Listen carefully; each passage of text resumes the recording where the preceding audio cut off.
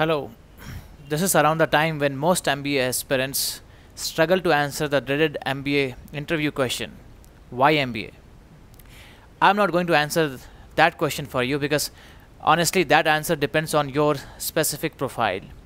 However, I'm going to answer a much bigger question, and that question is: what is MBA? So, in this session, I'm going to take you through a complete overview of management, which will be quick, yet it will be comprehensive, using a lot of interesting case studies, focusing primarily on marketing and operations management. By the end of this session, you would have had a comprehensive understanding, a clear understanding of what exactly is MBA. You will surely benefit if you are going to appear for your MBA interviews this season, and you will surely like it if you anyway have a general interest in management. Therefore, I call this session the frameworks of management.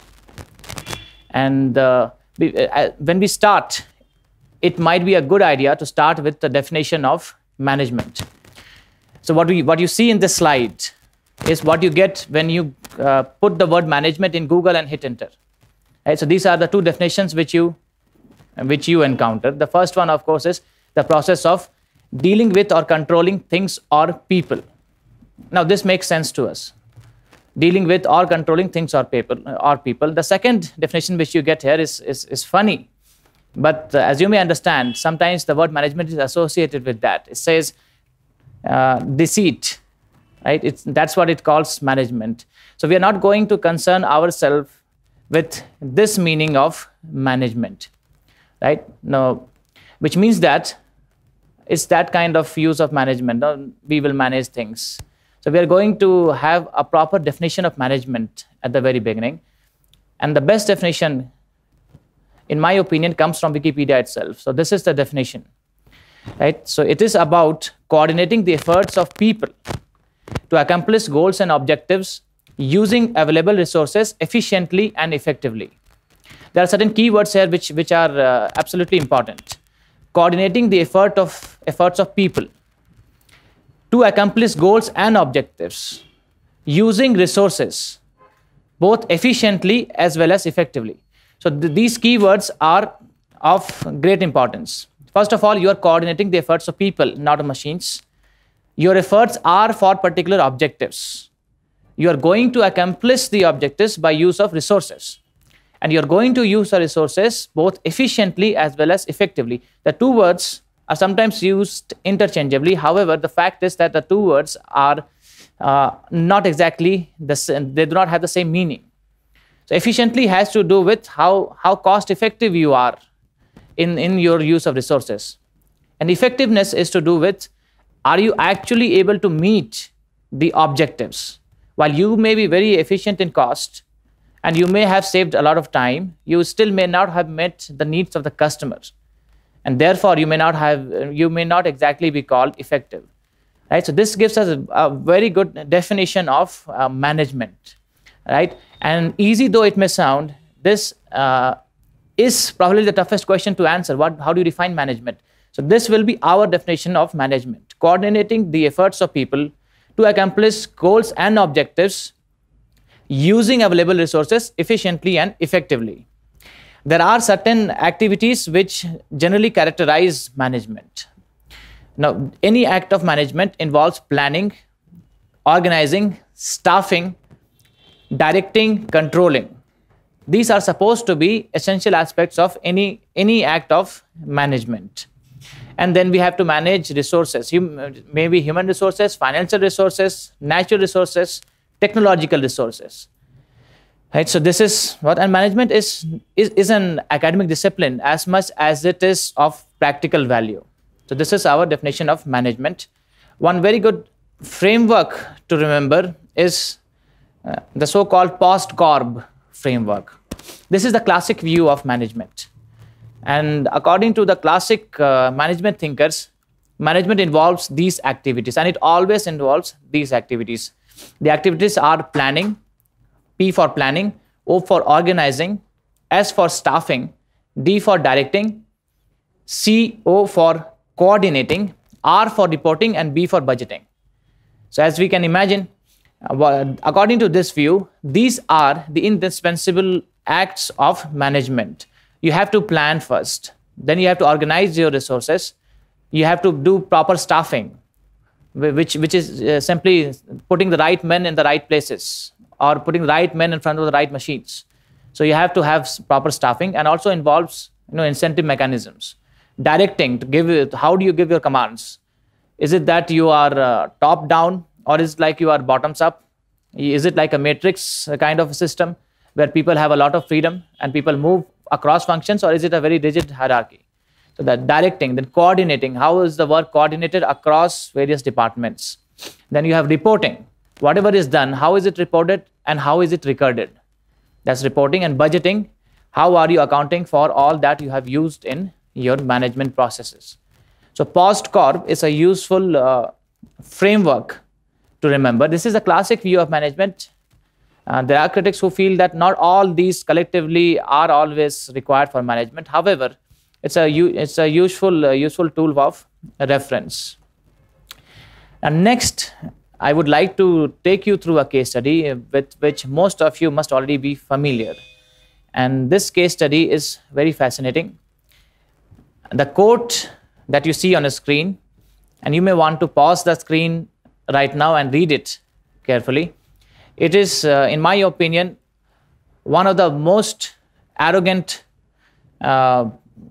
statements ever made, and also those statements which were enacted, which were put in action, each word of them, by the person who said this. Now, would you want to guess who this person is? You can pause the screen and consider your answer. The answer is Henry Ford. Now, we are going to talk about Ford. We are going to talk about one of his innovation. And Ford is important for management. Basically, we may even give credit to Ford for making management very professional, and for also leading to certain controversies which led to the birth of other disciplines of management which were not in existence around that time. But first, let us analyze the quote. Right? So what does the quote say? He wants to understand this is the year 1907. In 1907, he wants to build a car for the great multitude, which means he wants a mass product. In the year 1907, otherwise, car is meant for niche, for rich people only. And we are talking about America around that time. He says it should be large enough for the family, but small enough for the individual. So he should not be producing a truck where everyone can sit. However, it becomes very difficult to maintain for a family. He wants to use the best materials. He wants to use the best materials. He wants to hire the best men. He wants to use the simplest designs by using modern engineering. Understand? So he wants to use modern engineering to have simplest designs. And I think the biggest of all aims here was, in spite of all this, it should be so low in price that every man should be able to afford it. So you want them to have the best of everything, and yet it should be very low in price. With these objectives, Ford started to work on a car which was to become, and which is still, one of the most successful brands ever made by any man. And we are talking about the Model T. We are talking about the Ford Model T, which is a case study in mass production. The Ford Model T is something which did a lot of good things to management and also a few bad things to management. So that's why I have picked it up for discussion. And after this, we will be putting a structure to all that we come through in the case study. So why did Ford want to have this car? He was facing a problem. Of course, he was an entrepreneur. He had worked for other companies. He had quit other companies. He had his own company. And he realized that there was a huge demand for cars, huge want for cars. Everyone wanted a car. However, there were two problems. One, the cars were very expensive. Two, they were not being produced in huge numbers. So he thought if he can produce a car which is cheap and he can make many such cars, he will be able to do good business. Finally, he was not doing it for any social responsibility for purposes. He was doing it because he wanted to do good business. And he understood this was the requirement. Because of what he did, the world moved from craft production to mass production. In automobiles, it moved from craft production to mass production. Before the advent of Model T, automobiles were for the rich. There was no doubt that if you had an automobile, you had to be really rich. He wanted to have a car which was for poor people, even farmers. Any common man could have a car. In 1903, when he had started his Ford Motor Company, he had just 125 employees who were making 1,700 cars in 3 different models. He thought he can do much better than this, and he wanted to turn car into a commodity. It was unimaginable that someone would make a statement like this, that a car should be like one pin is like any other pin. That's how a car should be. One car should be like any other car. Around that time, cars used to be handcrafted. My car was different from my neighbor's car, and even though it came from the same company. So that's what he wanted to do. So what did he achieve? We'll see how he did it, but before that, what did he achieve? For all the years of its production, when Model T was in production, the price of Model T kept on falling down. The price of Model T was $1,200 in 1908. In 1926, it was 1/3 of this. It was less than $300 in 1926. Now, why was this happening? This was happening because throughout, he was able to reduce the time he was spending on making one car. So time to produce one car kept on dropping. It dropped from 12.5 hours in 1908. By 1914, it was just 1.5 hours, and it kept on dropping even further. So how was he making it possible? He was making it possible by, first of all, what he started was a very crude representation of an assembly line. He set up a factory in which right now it is easy to imagine that cars are made on assembly lines. Around that time, how cars were made was there was a worker who was multi-skilled. He would have all the parts and he would produce a car. What Ford imagined was every worker should be doing fitting just one part. The chassis will start rolling from the 4th floor of his factory, and there will be one worker who will fit on some part, and likewise it will keep on rolling down, and finally the complete car will roll out of the factory. Now this was an innovation which just changed the game. And not only was he making more cars, he was desperate. He was as hungry as ever, even after achieving a lot of success, to keep on producing more cars using the same resources. So he started with this 4-story Highland Park factory. Then he finally moved on to conveyors, a chain of conveyors and man-high lines. And more or less, that's how we see our assembly lines even today. So that is what Ford did. The competitors were caught off guard. They were still making expensive automobiles, and few of them claimed they had better features, but they just could not compete on the price which Ford was able to offer, and the number of cars which Henry Ford was able to produce. So that was what Ford did. Now, if you are into marketing, would you attribute the Model T success? It became a hugely successful car. More than 15 million Model Ts were sold. Would you attribute it to marketing?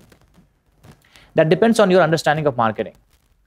And marketing, as we will see subsequently, is not just sales, not just what you do with the product, but also the ability to identify what the market may need in the future and offer it right now. What Ford did was essentially that. And we will also see the difference between need, want, and demand.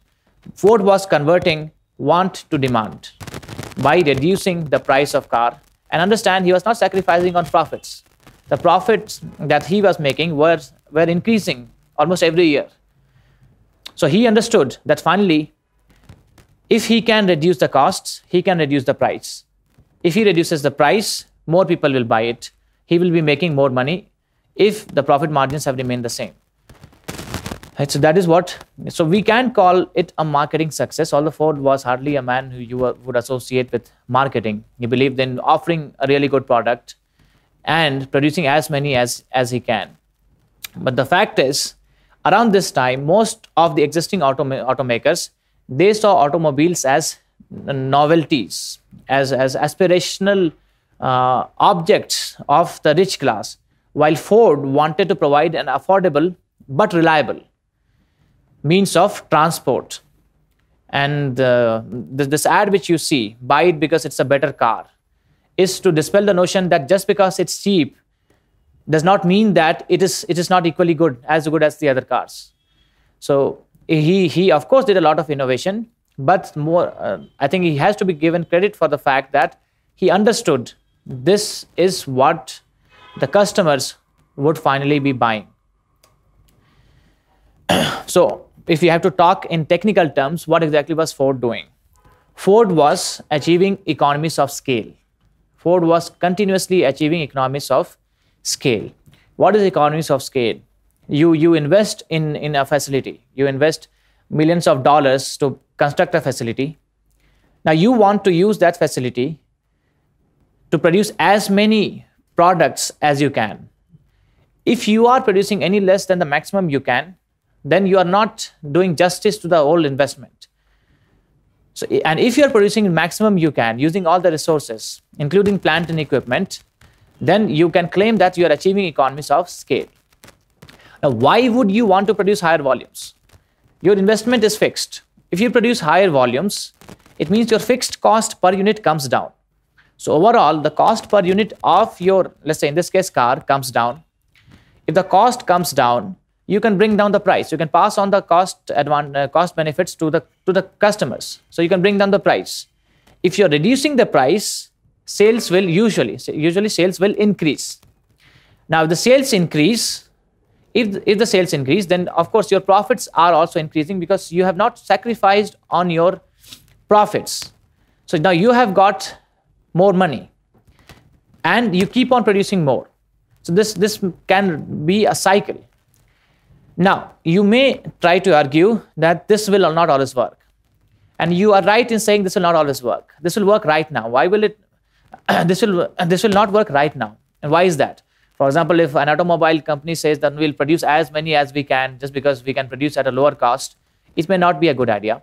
But around that time, the market for automobiles was huge. People did not have automobiles. So therefore, he need not worry about whether what he is able to produce will be sold or not. So long as he's reducing the price, people will be buying it. So as a clever business person, he continued to do it. So he spread the cost over large volume and unit cost came down. Unit cost came down. He could give the price. He could give lower prices every year compared to the previous year. And this is remarkable. It's difficult to imagine anyone or any product whose prices keep on falling every year compared to the previous year. There was one controversy though. In order to do this, he wanted each worker to be doing a very small part, right? The division of labor, as is a norm everywhere now in manufacturing, division of labor. A lot of controversy around it. Unions were up in arms against Ford, who was seen as the great exploiter, that you are just, you're doing two things. One is you are depriving the workers of the necessary skills, which means if Ford fires the workers, where will the worker go? He's just good enough to fit one part on the body of the car. He can't make an entire car. He can't have his own garage where he can make cars. And the other aspect was that he does not pay attention to other aspects of other parts of work. There's nothing creative in what Ford offers. Now, what he did was remarkable. Again, remarkable. I think I've used the adjectives many times. And what he doubled the wages of his workers. Compared to the going rate of around that time, going wages, he offered his workers double that rate. He also reduced the number of hours which you are required, mandatory number of hours per day from 10 to 8. He introduced the 5-day working week. This is what he did. And now, so this is, what was he doing? He was offering incentives so huge that it would be difficult to not look at the fact that Ford was also sharing the profits which he was making with the workers. You have a 5-day working week. You can work for 8 hours, so just 40 hours a week. If you are working with Ford, you are getting 2 times as much wages per day as compared to the competitors. And it did help him in reducing attrition or reducing insecurity which was there in his workers. He went on to say that increasing the wages, doubling the wages, was one of the finest cost-cutting initiatives he ever made. That's what he says. Think about it. Doubling the wages was one of the best cost-cutting initiatives he ever made. Now, why do you think he would be saying that? How can doubling the wages be equivalent to cost-cutting? Because there are aspects of cost other than salary which is to do with human resources, training. So all other costs, if your employee stays with you, it simply means you do not have to invest in training of other employees. You have the knowledge which you have in your company. It remains with your company. A lot of good things happen as a result of that. So he said that, and not that it solved the problem forever. He was again into various conflicts with the union, but temporarily it did solve a lot of problems. And this again is a case study for human resource management. Is this a good thing to do? Is salary the only answer? You increase the salary, you double the salary. Ask about yourself. If your manager doubles your salary, would you still be interested in MBA? You're saying yes. Let's say if he triples the salary, would you still be looking at quitting your job? Right? And there will come a point in time where you will say, no, okay, I will continue with my work. He was trying to do exactly that. Now, what went wrong with Model T? From 1908 to 1926, it sold like, we can say it sold like hotcakes, and it collapsed. Why did it collapse? All these years, Henry Ford was not offering variety to the customers. And almost it was like a shift of era. People have now more money to buy. They want variety. Every person has the same Model T, some same black Model T. And yet, they want to feel different. So the customers wanted choice. While for Ford, he could not afford to give choice, because if he was giving a lot of choice, he would have to make changes with his production system, which would mean he ends up increasing the cost of production. And then his basic promise that every year Model T's price will be less than the previous year may not be fulfilled. So this quote, which is attributed, and no one knows if he actually said it for sure, but we associate this quote with Henry Ford, that any customer can have a car painted any color that he wants, so long as it is black. And so we generally associate this with arrogance of Ford, that you can have a car in any color so long as it is black. The fact is that he had this as a business necessity. The promise which he thought he needs to fulfill to the customer is that every year price will be lesser. Therefore, there's no question of offering variety.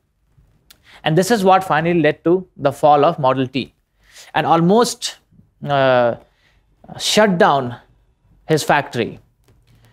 In fact, in one of the biggest cases of bad planning, there was no model for Henry Ford for 6 months. After Model T stopped production, there was no production for Model T. 6 month complete shutdown. He had to lay off workers there before the next model, Model A, was launched, and then it went on to become another successful model. So why did this happen? Do we attribute it to the arrogance of Ford? Of course, he initially was not arrogant. He kept on becoming more and more authoritative, right? And this is a statement which he made, and So if I had asked people what they wanted, they would have said faster horses. It says, I shouldn't be asking the people what they want. I should be noticing what they want, what they need, and I should be providing them that. It was all right. In 1908, he did them correctly. But in 1926, the customers needed variety. They needed more features in a car. And it was still a very reliable car. It was still a very robust car. The problem was everyone had Model T. And people associate car with a symbol of status. So he ran into this problem.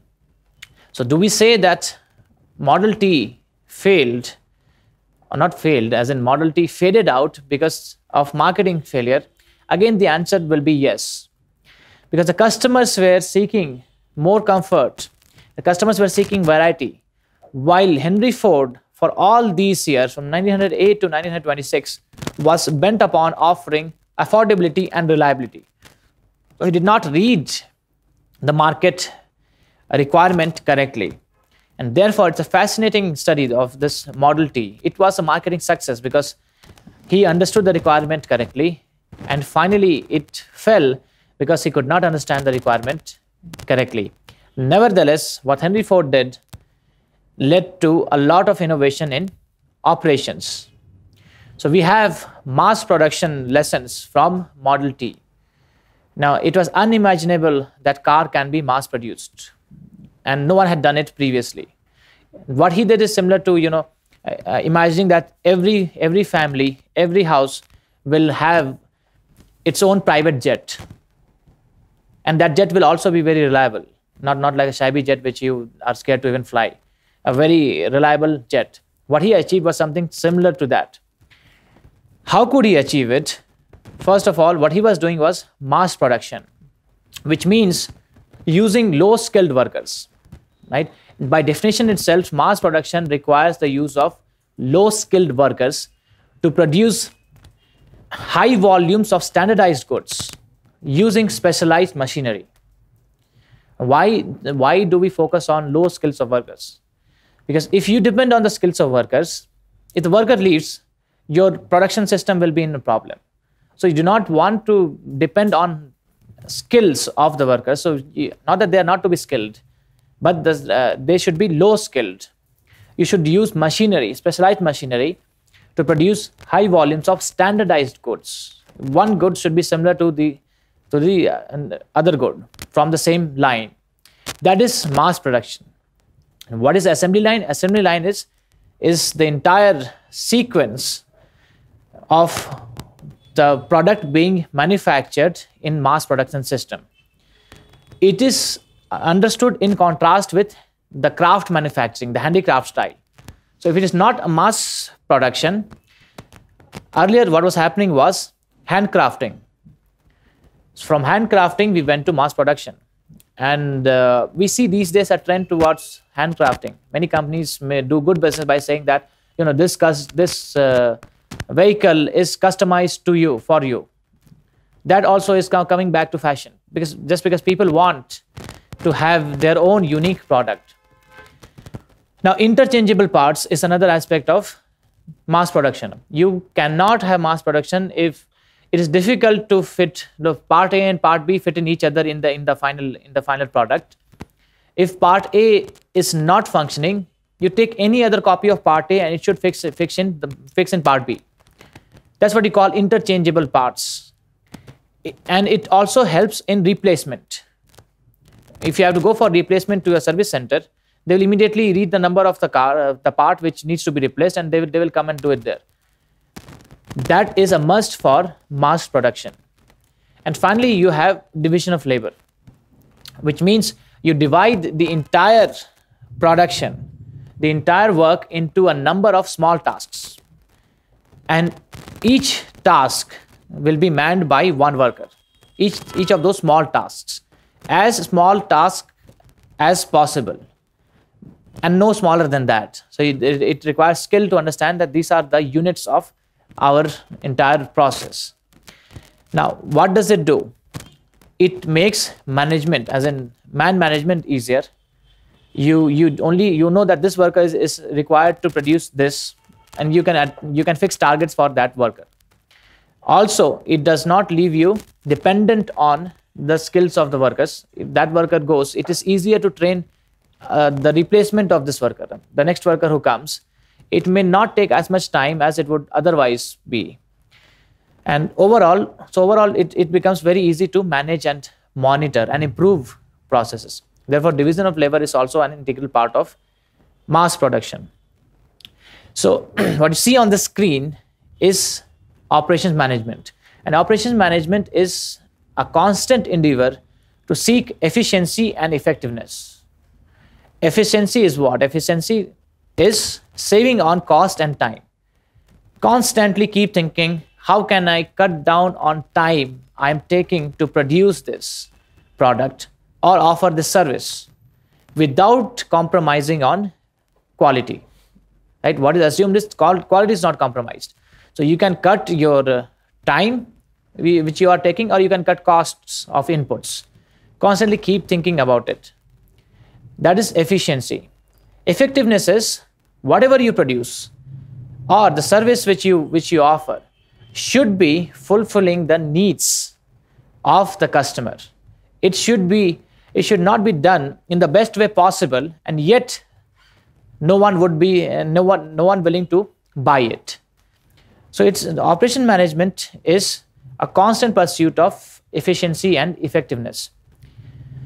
Technically speaking, operation management is link between conversion of inputs to outputs.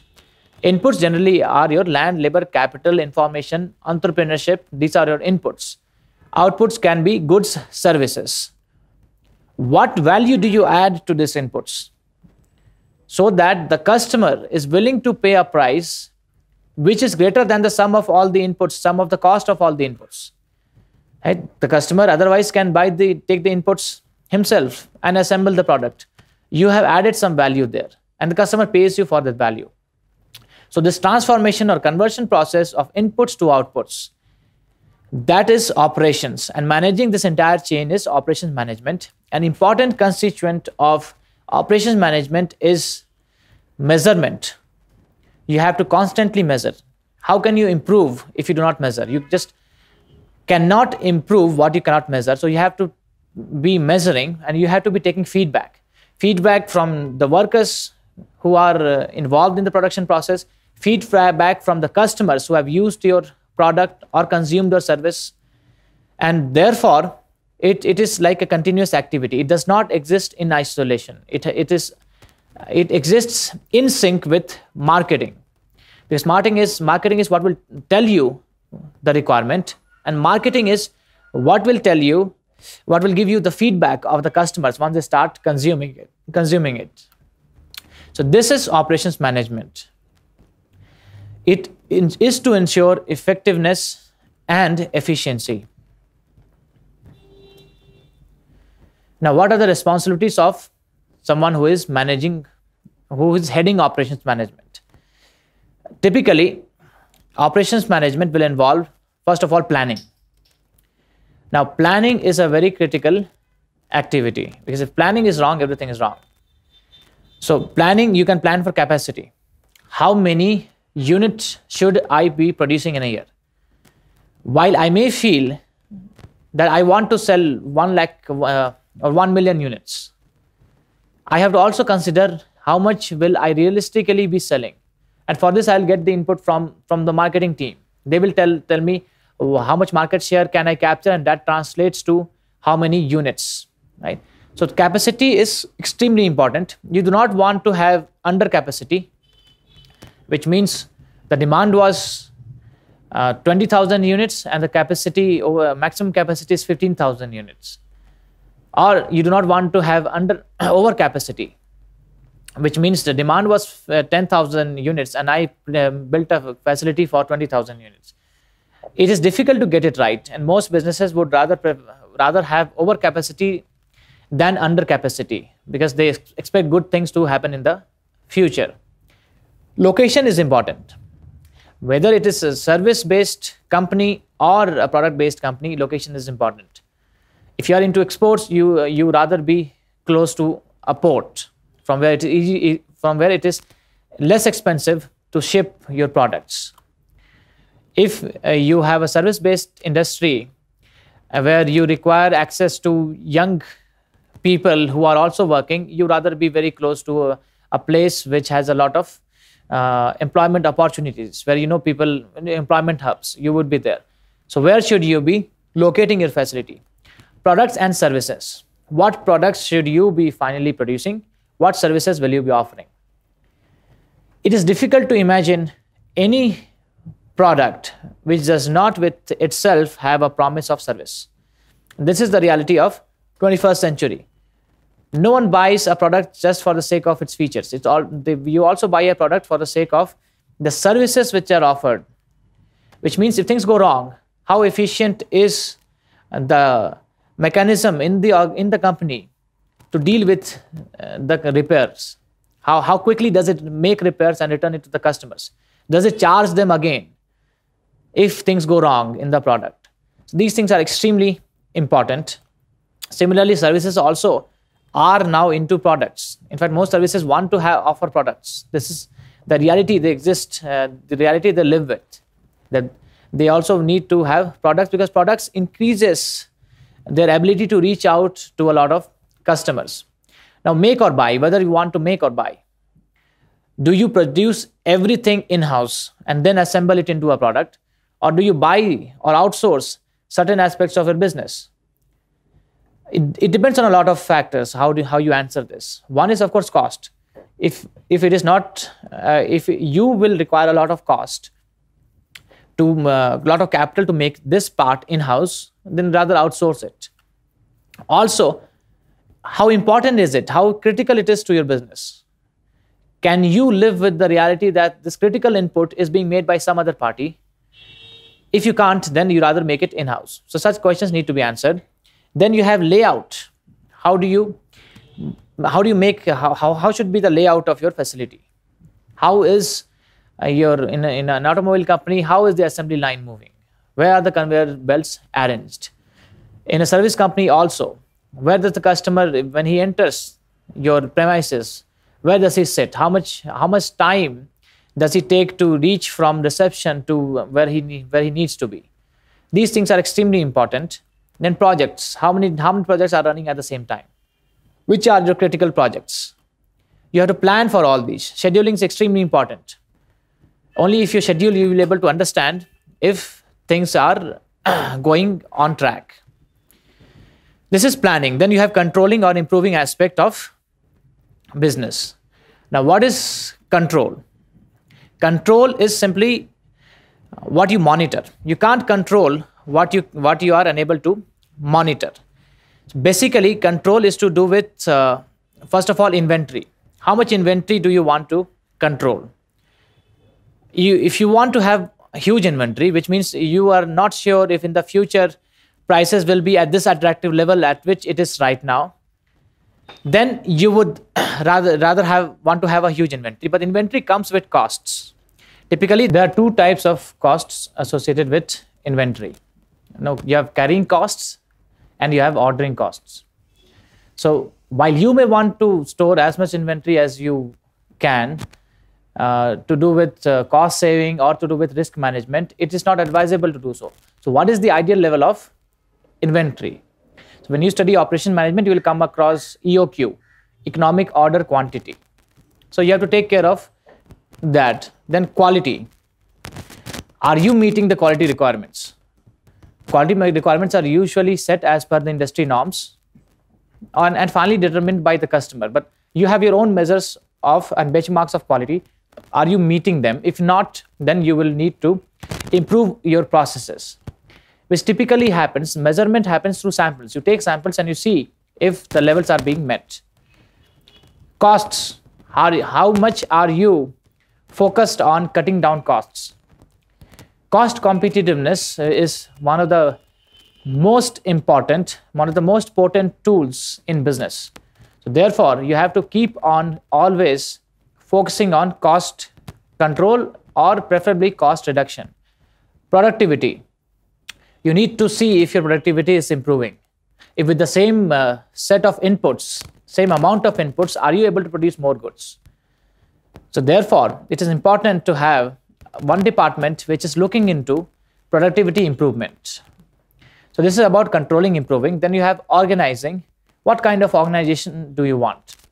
Do you want an organization which has a rigid hierarchy, where things, when they are planned, remain as they are planned? Or you want to give flexibility to your employees? So what is the degree of centralization? Do you want every order to come from the top management? Or you want just the immediate superior to have enough flexibility to make certain changes in the work he or she is in charge of? Then process selection. What processes will you be employing in your organization? It is also a part of organizing, which is a part of operations management. Staffing. Now, while staffing as such per se is a part of human resource management, but understand that human resource management works in sync with operations management. Human resource management will be hiring and will be firing, but always in sync with and in consultation with the operations. Operations will tell how many more requirements are there, how many more people need to be hired this year. They will tell how many people need to be laid off. And of course, HR, human resource department, may have its own say in this matter, but it is required. Use of overtime. So what is overtime? Typically, when you make a worker go beyond the scheduled hours, you pay the worker more than the standard rate. Usually companies will pay 1.5 times, sometimes even 2 times the standard rate which the worker gets if you are using overtime. So should you be using overtime, or should you be hiring additional employees if there is a requirement for more production? While you may be inclined to think it's better to hire more workers than use overtime, the fact is that if you're hiring an additional worker, you need to train the worker. You need to have other processes associated with the worker than the core job. While if you are making the worker do only overtime, that overtime spent on core job, he's already trained, so you need not be investing into training costs. Such decisions are also taken by operations. And then finally, directing. What are the incentive plans which you want to use? Do you want them to work for bonus, to not work but overwork for bonus? How do you issue your work orders? Is it everything is very formal, recorded in print, or at least on emails? Or is it a very friendly, matrix kind of system where you flow, you're allowed to take your own decisions? What are the job assignments? So this is basically the overview of operations management: planning, controlling, organizing, staffing, directing. So when we say of operations management, it is not usually just the production, but all that goes into ensuring smooth production, which is constantly getting more efficiency and becoming more effective. There are certain, talking about MBA, it will be about contemporary issues. So what are the issues for today's operations managers? And you can say these are also the issues for today's CEOs. What do they deal with? What is the reality of the time? The first issue, and the biggest issue probably right now, is economic condition, the depressed economic condition. Now, how is this important? Depressed economic condition simply means customers will not be willing to pay as high a price as they were willing to pay if things were normal. In order to make the customer buy, therefore, you need to offer them a lower price than you would offer under normal conditions. You are not going to cut down your profit margins. Therefore, the only option left is to reduce operational costs.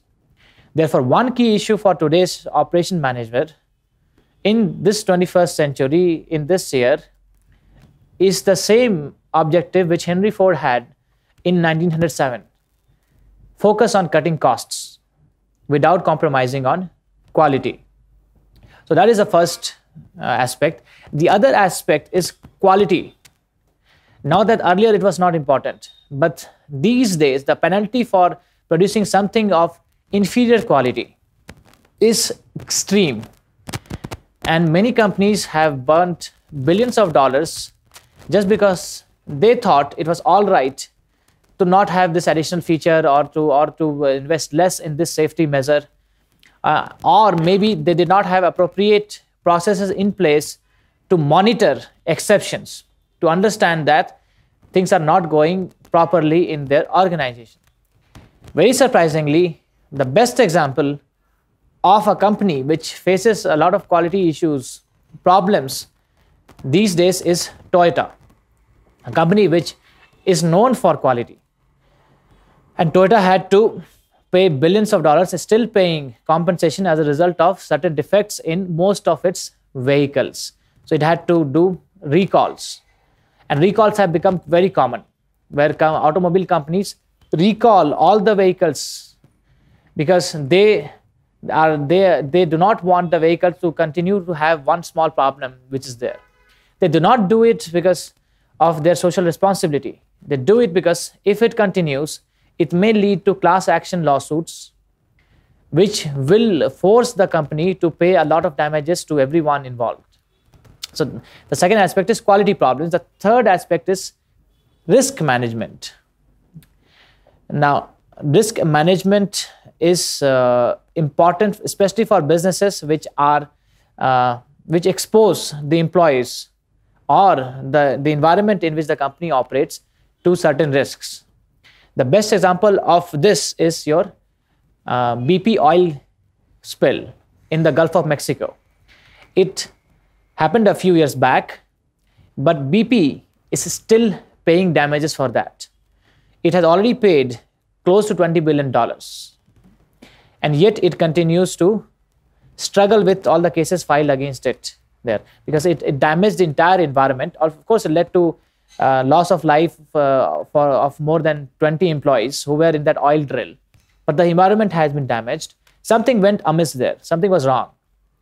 And BP has learned its lesson, and the entire oil drilling industry, oil discovery industry has learned the lesson that you just cannot compromise on risk in this such a sensitive industry. So risk management is also important. You just can't let any employee's health be adversely affected because of the nature of your business, or the environment in which you operate be damaged because of the nature of your business. So if you think you are in that business, you better be careful about it and constantly measure if the risks have assumed disproportionately high level.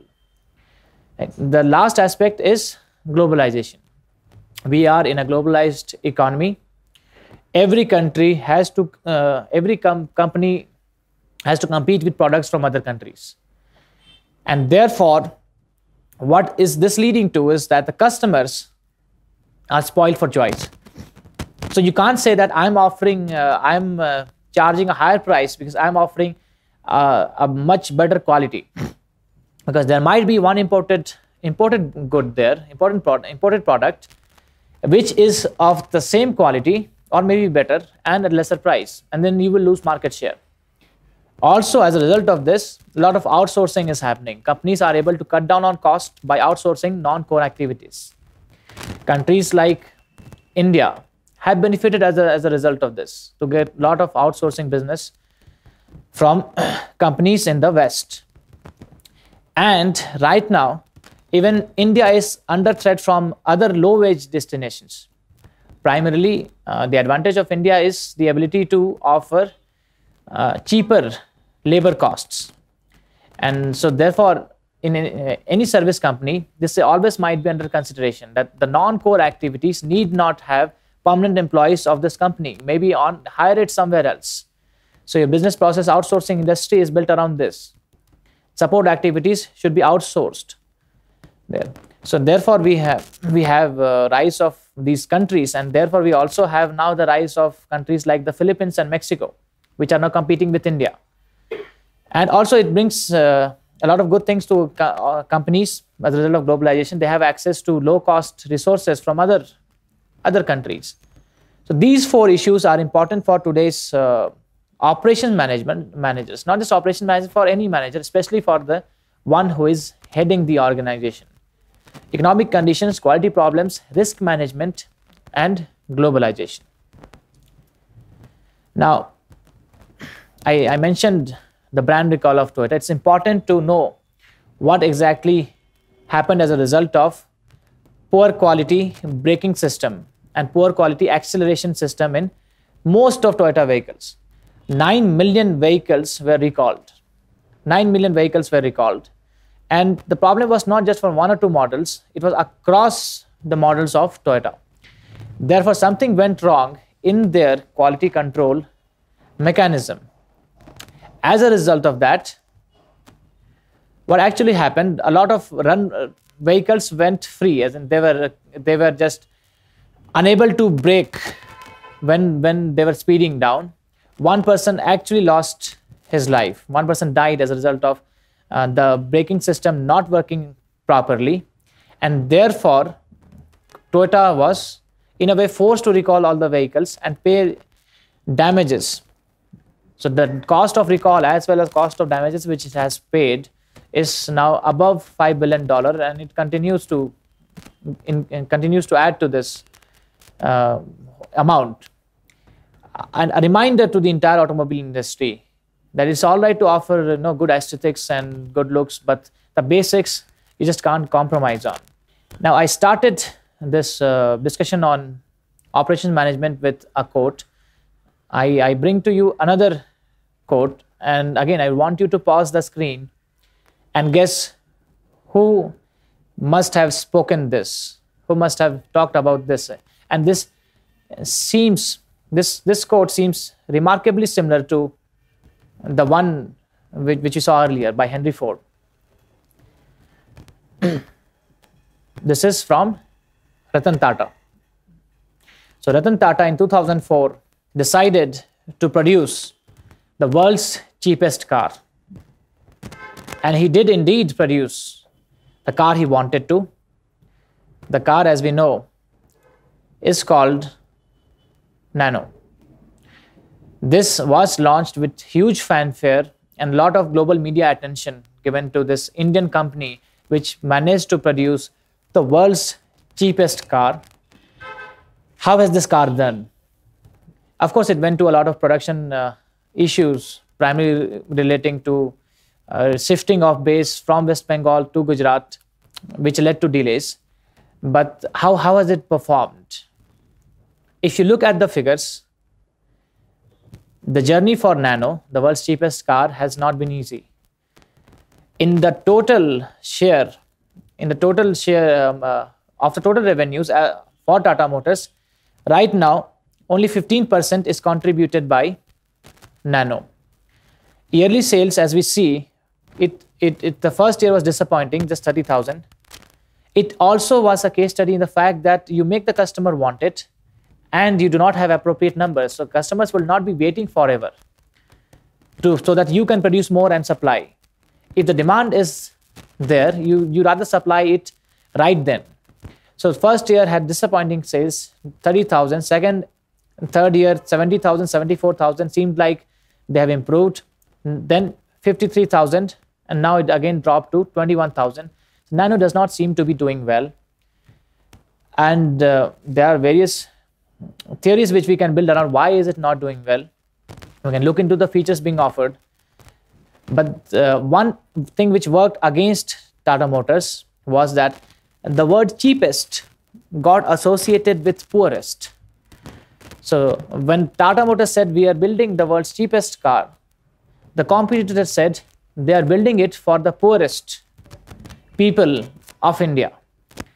And therefore, as you may understand, no one would want to buy a car which is still more expensive than your motorbike, and want the neighbors to look in sympathy that, oh, poor guy, he's driving the world's cheapest car, he must be really poor.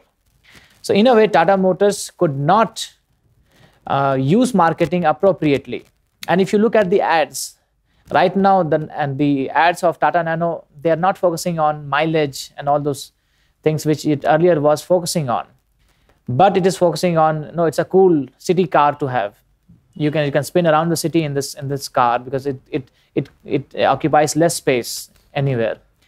It's not an easy journey for Tata Motors. Surely Ratan Tata has not even achieved 1% of what Henry Ford had achieved.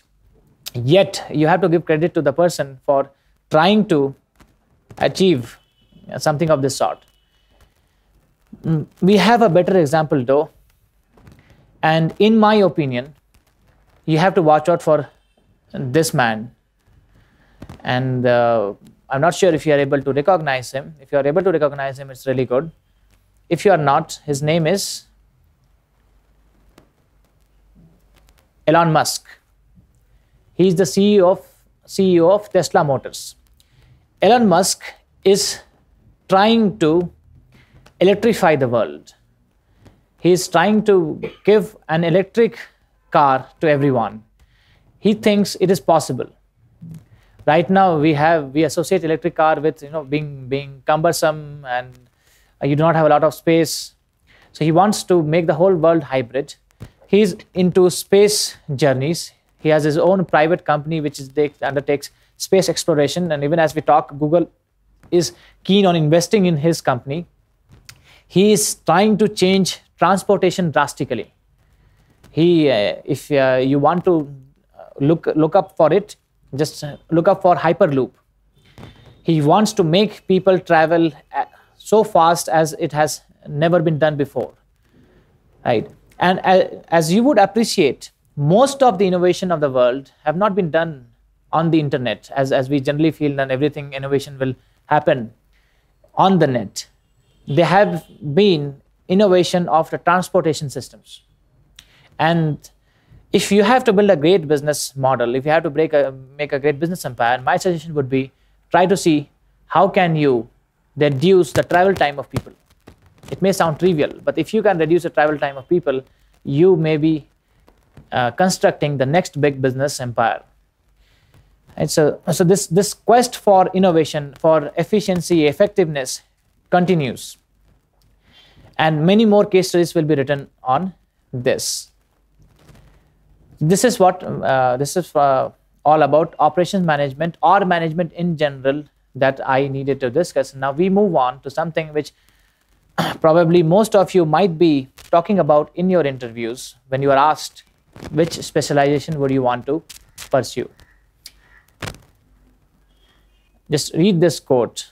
What do you think are we talking about? Doing business without advertising is like winking at the girl in the dark. You know what you are doing, but nobody else does. Even if you are very good at it, no one notices it. Which means you need to tell the world about the good things you are doing. We are talking about marketing. And I'm using a controversial statement here. Marketing is everything. Would you agree that marketing is everything? Yes or no? Think of the answer and we will come to it later. But marketing, no one can say is not important. It is extremely important for a business and especially important for and relevant for the current times. Every company struggles to get its marketing right. More than the struggle to get the perfect product, it is the struggle to get that perfect product to the people who want that perfect product. Right? So marketing, the study of marketing gives a method to this madness. How do you train your salespeople? How do you know which product will the customer require? And what will be the product you need to launch next 5 years from now? The answers come from marketing. We need to start with the definition. So what is marketing? Think of an answer. What is marketing? Can you give an answer which is perfect, which takes care of all that comes in marketing? Is marketing selling? In my opinion, the best definition of marketing is this. It is the management process responsible for identifying, anticipating, and satisfying customer requirements profitably. Identifying, anticipating, and satisfying customer requirements profitably. This adverb is also very important. Sometimes we forget that everything has to be done with an eye on the bottom line. So if you are able to identify anticipate and satisfy customer requirements and make good profits out of it, you are doing marketing. That is what we can call marketing. It is an exchange process between customers and the sellers. This is almost transaction happening. The customers are giving you money and you are giving them the product. What facilitates this exchange is marketing. Now, why will the customer give you money? Why should they be giving you money?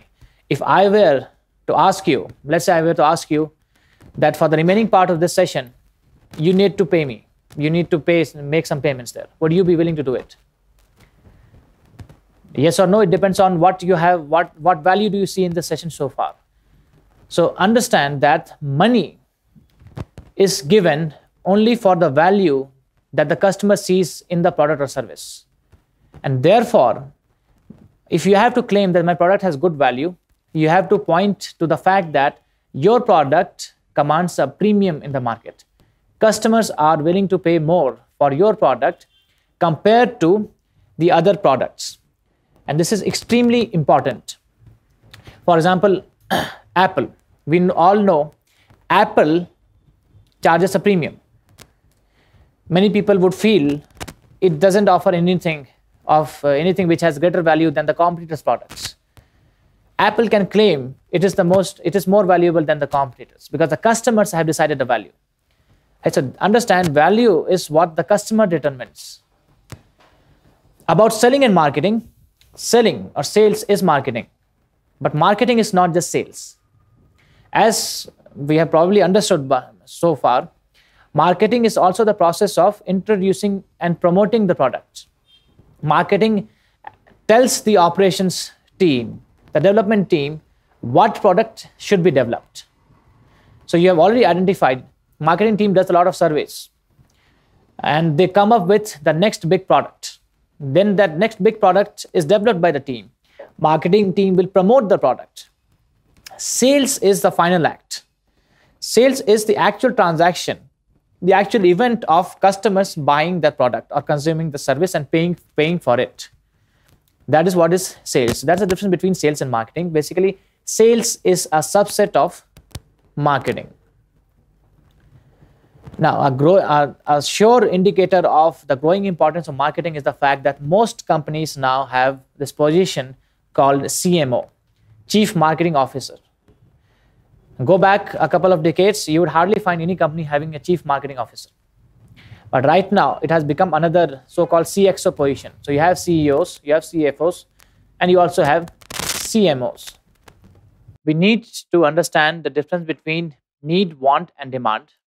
Because as a good marketer, we should be able to exploit the difference between need and want and demand. What you need is not an iPhone. What you need is the ability to talk to someone in some other city or maybe message that person in the other city. But you want an iPhone. And why is that? Because in your mind, iPhone has got associated with this need. And how has it got associated? It is to do with marketing. So what are needs? Needs are your basic requirements. Food, clothing, shelter. These are your needs. Basically, without these, we cannot survive. And there are certain categories of products which directly target the needs. For example, agricultural sector, any company in agricultural sector, they are targeting the needs. And what is the need? Need is to eat so that you can be alive. And to be able to sell and to be able to command a greater price than the competitors, the company needs to move the customer from need to want. What is want? Want is when needs become associated with specific objects that might satisfy the need, though they are not essential for living. They're not essential for living. They have to satisfy the need, but they're not essential to satisfy it. The same need can be satisfied by other objects, 4 or 5 other objects. So want is the association of a specific object in your mind with satisfying a particular need. Someone may want to eat a burger when he is hungry. Someone else might want to eat just rice and beans. What is the need? Need is to eliminate hunger. But want is different. Why is that different? Because maybe because of the upbringing of the person. He has grown up eating certain type of food, or it is to do with the surroundings in which the person is right now. Maybe it's a corporate setup where most people are eating this particular type of food, and therefore I will also eat this particular type of food. So that is want. What do you think is the difference between want and demand? If I were to ask you, do you want to live in the Taj Mahal? What would you say? If I were to ask anyone, do you want to live in the Taj Mahal? Most people would be saying yes. Can I say that there's a huge demand for Taj Mahal? Can I say that? Which means, let's say I'm selling Taj Mahal. Would you be able to buy Taj Mahal? If at all, theoretically it is possible, would you be able to buy Taj Mahal? No. So you just want to live in the Taj Mahal. You are not contributing to the demand for Taj Mahal. That is the difference between want and demand. You want a very expensive car. You want a job which pays you 10 times as much as you are getting paid right now. You want to go for a cruise. You want a lot of things. But can we say that because of you or the demand for that product is going up or service is going up? No. Unless your want is backed by an ability to pay. In this case, your bank balance. So demands are wants with an ability to pay. Wants are needs getting associated with specific objects, while demands are wants with an ability to pay. Right? And this is extremely important. Why is it that most car makers or sellers also offer loans right there? One, of course, is that they make good money out of interest, but it is almost indispensable. They will offer you loan because when you go there, you go with a want. You do not have as sufficient money in your account right now to make an all cash transaction. In order for want to get converted to demand, you are then given an easy monthly you're given an EMI option, and therefore you think, okay, now I will buy it. Want becomes demand. That also is a task of marketing. How do you ensure that those who want to buy are actually able to buy? Which means sometimes you need to give them price discounts. Sometimes you need to have tie up with other third-party vendors who will offer loans to these people. Extremely important. Need, want, demand. You have to move the customer from need stage to want stage to demand stage. That makes you a good marketing person. Why is marketing important? First of all, because the customer is the king.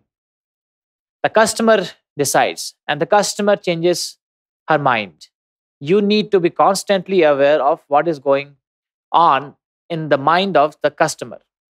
Therefore, you need a marketing team which is always on the streets, always trying to find out if the customer is happy with the product or if the customer wants some other additional features or the customer wants a different product altogether.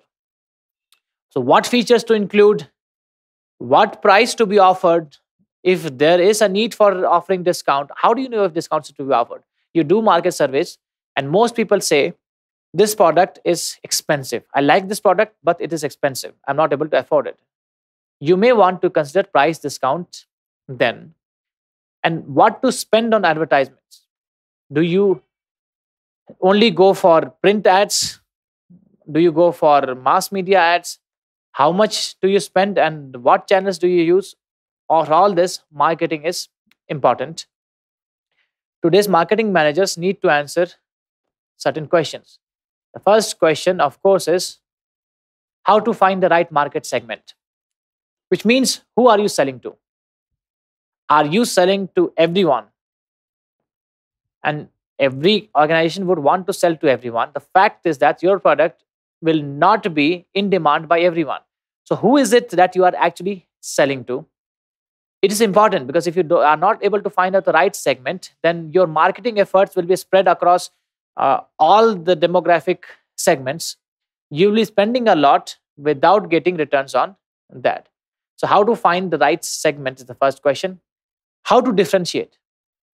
How to prove it to the customer, show it to the customer that your product or your service is different from that of your competitors. It may be through your through some additional feature. It may be through the support services that you offer along with the product.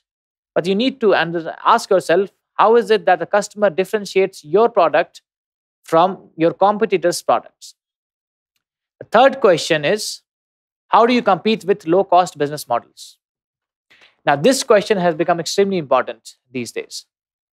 There are rivals in the market all the time who will offer lower prices, who will keep their cost really low. What do you do to compete with low-cost business models?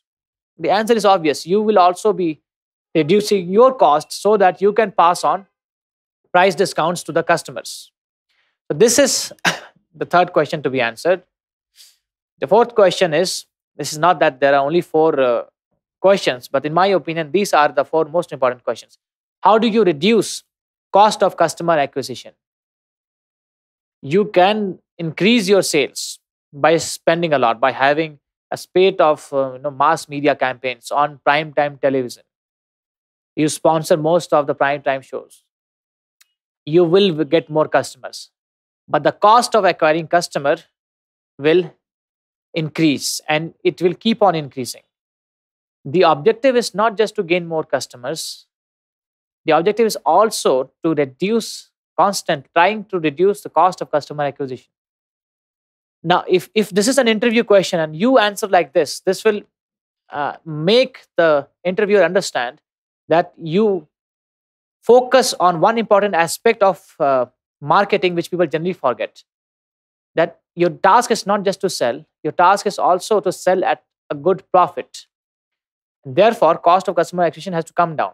What we are witnessing in e-commerce in India is that companies are overspending to acquire customers. Their cost of acquisition is exploding, it's going up. Very soon, the focus will shift to reducing cost of customer acquisition. Right now, they want to capture market. It is in e-commerce in India, it is like the last man standing kind of a situation. But cost of customer acquisition has to be always looked into. Otherwise, business will be done, business will happen, but at loss. And no loss-making company will sustain for a long time. Now, certain frameworks here. The first framework is how to decide, if at all you have to decide on business strategy, what business strategy should you be having? And this framework comes from Michael Porter. This is one of the 3-4 famous frameworks given by Porter. According to him, there are 3 generic strategies for any business. If at all you have to have an overall guiding philosophy for your business, it has to be one of these 3. The first one is cost leadership, which means that I will do my business at a lower cost than all my competitors. I will always be bringing down costs in whatever and all the aspects of my business. And why do I need to do that? Because if I'm lowering my cost, I will be lowering my price. If I lower my price, I will be capturing more market share. This is the first strategy. It is called cost leadership. Costs can be cost of capital. I will be able to better manage my capital, or maybe my labor costs, maybe the input cost, because I have long-term agreements with my suppliers, and therefore they are not going to ask for for price increase in the coming 5 years. So if I have a cost leadership strategy, every part of my organization, every person of my organization focuses on constantly reducing cost. Of course, what is assumed is without compromising on the quality. Two very good examples are McDonald's and Walmart. McDonald's and Walmart, they take pride and they focus even their marketing around the fact that you can't get any product cheaper than what they offer in their segment. It is difficult to get that.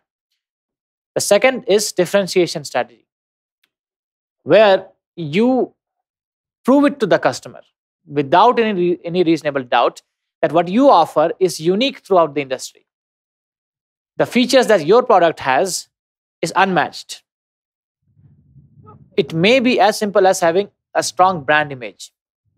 That this brand image is unmatched.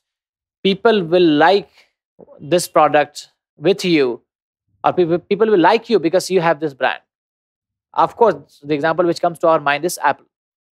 You can have proprietary technology. You get patents. You're a research and development driven company, you get patents. And therefore, you have a free run for many years where only you will be offering that feature. Or maybe you have a very strong distribution network, very deep and broad distribution network. You are very good at servicing. All these are important. And any of these you can focus to differentiate your product. If you are able to differentiate, there's no doubt that you will be able to command a much higher profit margin than the industry. If you look at any industry, find out the company which has the highest profit margin. Most likely, it will be a company which has differentiated itself in the minds of the customer. So we have Apple as an example. We have Harley Davidson. The firm, to differentiate, glorious exceptions apart, should be having strong marketing abilities. Build almost a myth around the brand. This brand is unmatched.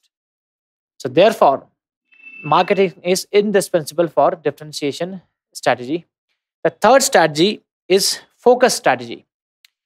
And it is like a more intense form of cost leadership or differentiation strategy, where you focus on one particular segment and you are relentless in your efforts to capture a big pie of that segment.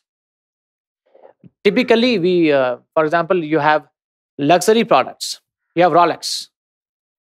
Rolex is not for everyone.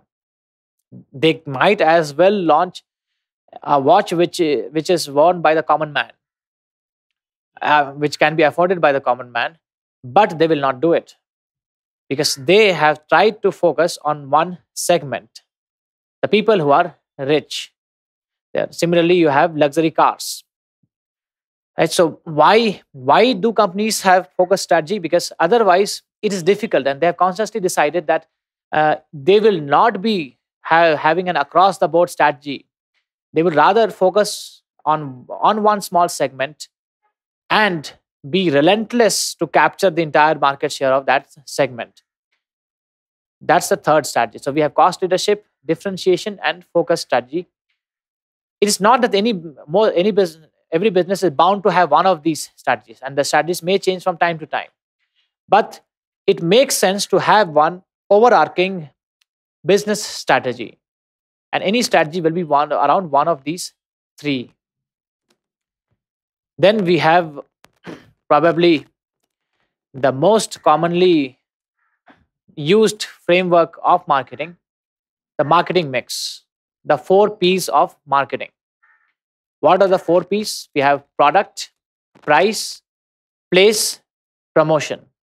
These are the 4 P's of marketing. According to Kotler, if you focus on these 4 P's and if you do things appropriately, if you do have all the checks and balances in place, your marketing will be taken care of.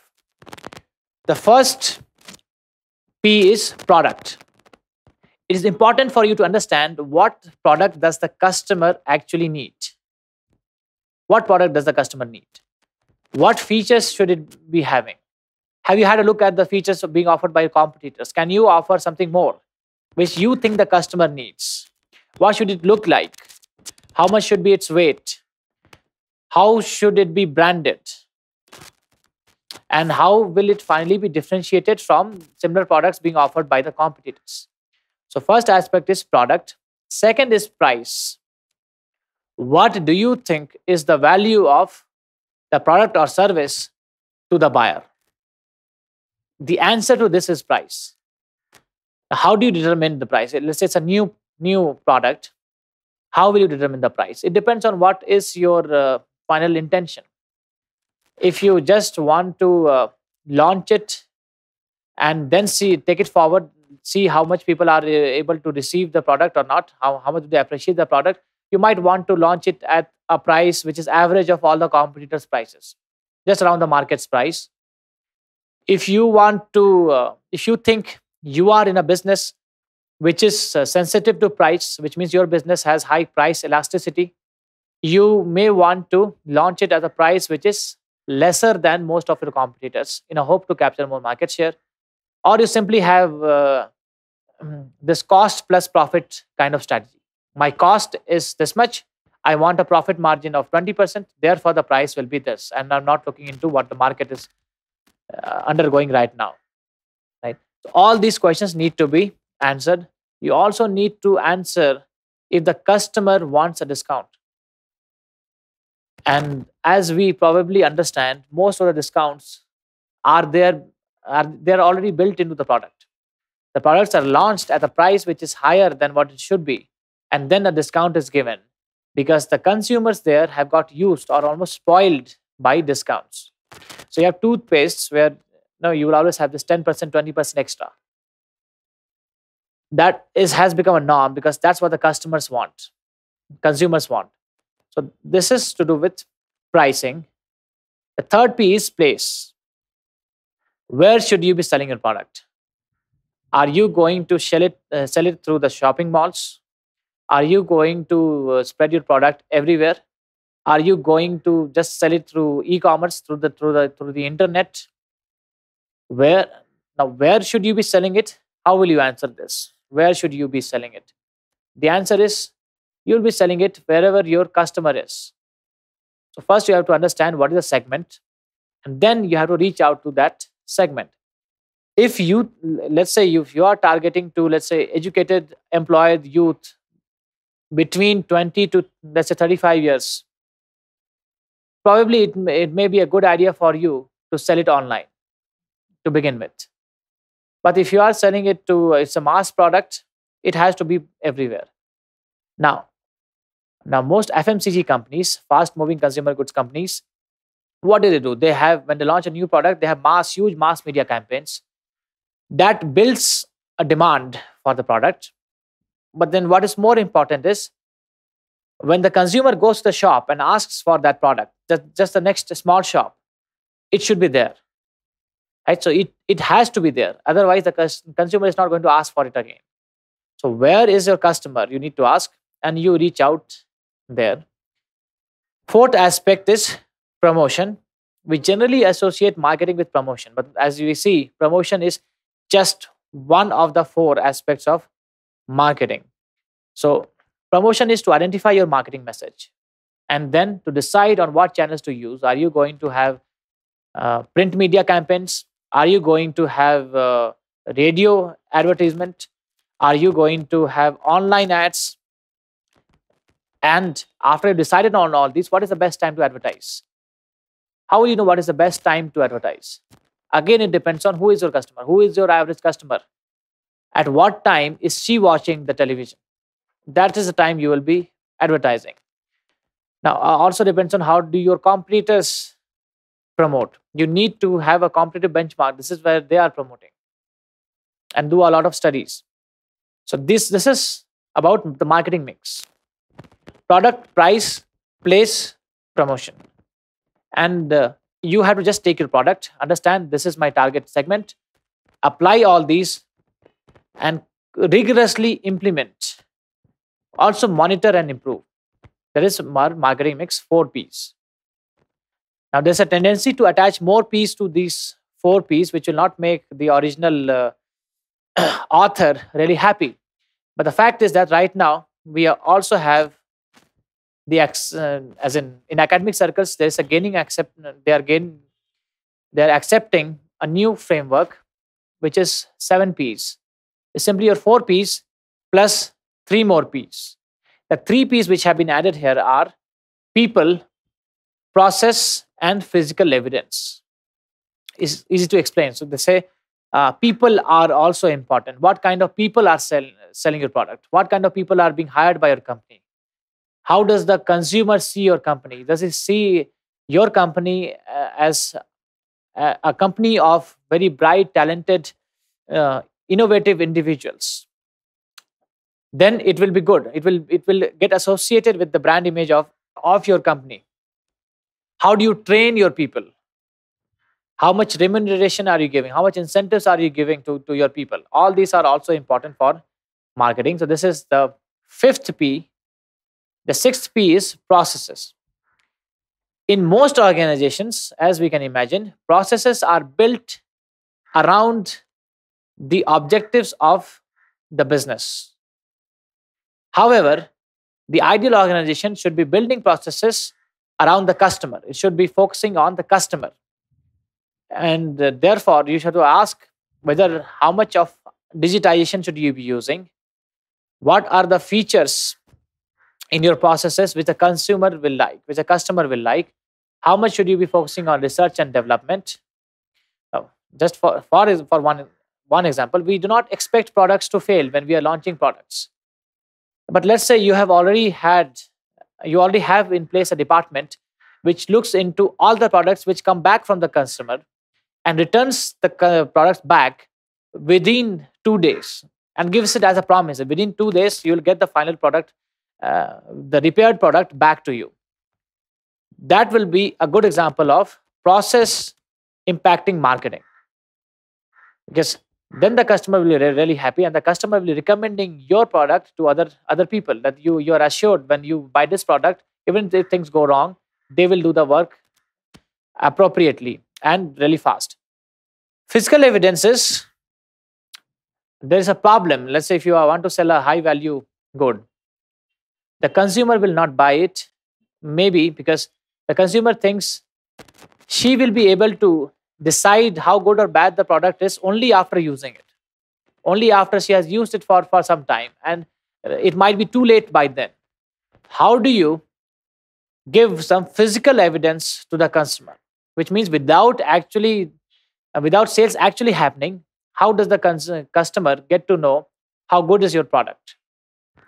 That is the 7th P, physical evidence. And now it can be done in various manners. You can give a virtual tour on the net. You can give a 3-day free trial, 5-day free trial kind of offer, or you train your staff appropriately to make the customer experience your product. So these are the 7 Ps of marketing. Now we move on. Before we move on, I want you to appreciate that the most important P, whether you call it 4 Ps or 7 Ps, or even if you add 5-6 more Ps after that, is the product. If the product is not good, it just won't sell. And therefore, it is important for the marketing team to work completely in sync with the operations team. And the final product should be liked by your customer. Otherwise, very soon, word of mouth will ensure that no one is interested in your product. Also, probably it's a caution for those who make very flamboyant claims about the product. Once a customer starts using it, he or she is using it with huge expectations. If they're not met, in the long run, it will be a bad marketing strategy.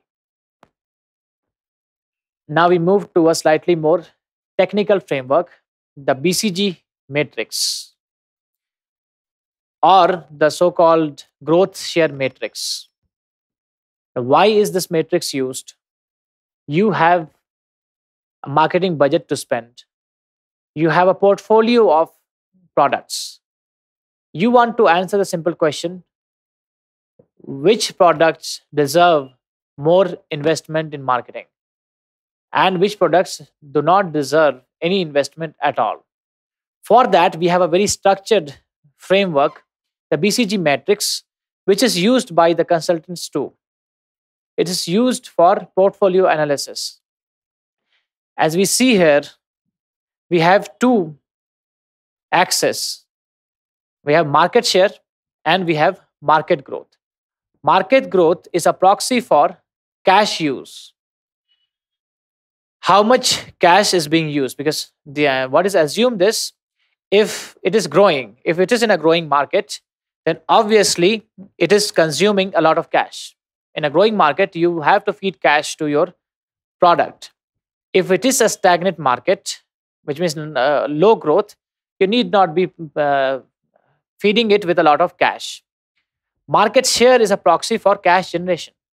If your market share is high, you are making a lot of cash. And if it is low, you are making less cash from there. So where should you be investing to make more cash? That is answered through this BCG matrix. There are certain symbols used here. First of all, you have dogs. Dogs stand for the products which have low market share and the market growth is also low. So it's a stagnant market in which your product commands a less market share, a low market share. What should you be doing with such a product? Right? You should be liquidating these products. These products do not deserve any investment, any marketing investment.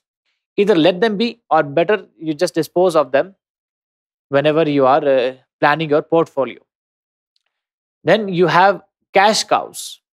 Cash cows are the products which have a high market share in a low market growth situation, which means the market is not growing at a very fast rate.